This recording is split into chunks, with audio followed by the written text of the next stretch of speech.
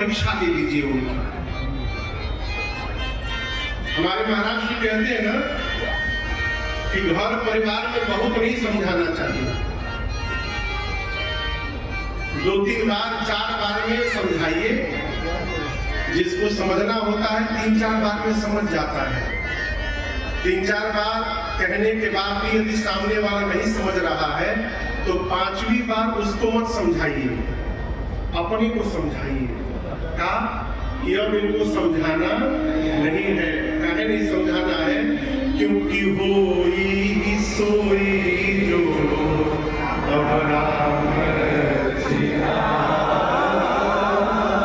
भगवान शिव अपने को समझा दिए कि अब जो होगा सब राम जी की रचना है।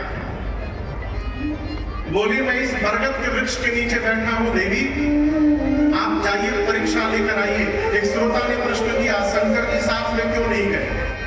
नहीं जाएंगे। क्यों नहीं जाएंगे? सती जी को संशय है ये भगवान नहीं है, शंकर जी को विश्वास है कि ये भगवान है। संशय विश्वास एक साथ नहीं चल सकते। आप कुछ भी कर लीजिए। बाबा ने कहा कि मैं यहाँ बैठा हूँ, आप अपने संशय को दूर करके आइए, फिर हम यात्रा करेंगे साथ में। बरगद के वृक्ष के नीचे बाबा बैठ गए। सती मैया गई, सोचने लगी क्या करूं कि परीक्षा हो जाएगी। बाबा कहते हैं सती मैया पुनि पुनि हृदय विचार करी धरी सीता करूं आगे हुई चली पंथ तेरी यही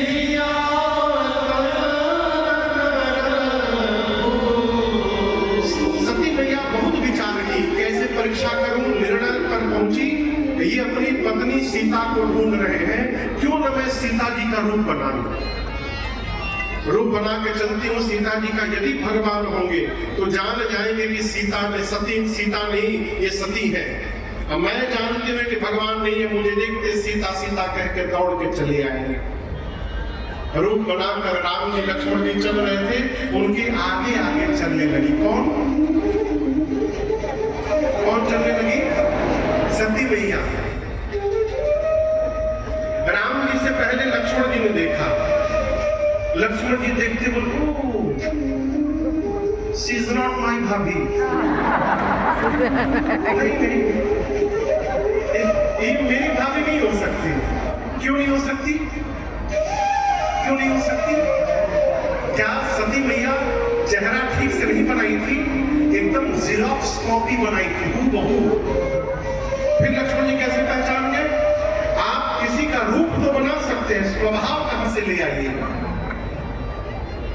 स्वभाव नहीं बदलता है, वो स्वभाव अभाव में भी नहीं बदलता है। स्वभाव जो बन गया वो अंत तक बना रहता है। सती मैया को ये पता ही नहीं था कि सीता मैया कभी भी राम जी के आगे आगे नहीं चलती थी, वो हमेशा राम जी के पीछे पीछे चलती थी।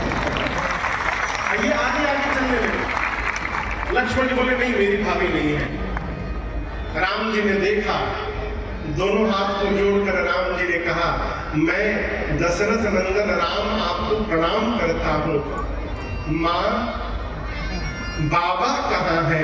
आप अकेले घूम रही है जंगल में। कहे वो बहोरी कहाँ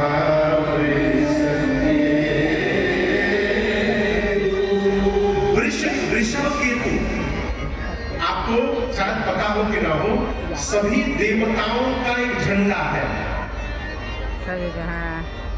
आप कभी महाभारत देखे टीवी में? सही में तो देखे नहीं होंगे, हम टीवी में देखे हैं ना, कोरोना में देखे होंगे। तो जितने योद्धा थे सबके रथ पर एक झंडा लगा। दूर से झंडा देखकर पता चलता था कि कौन योद्धा आ रहा है। ठीक, कभी विदेश घूमने जाइए ना ग्रुप में, जहाँ 150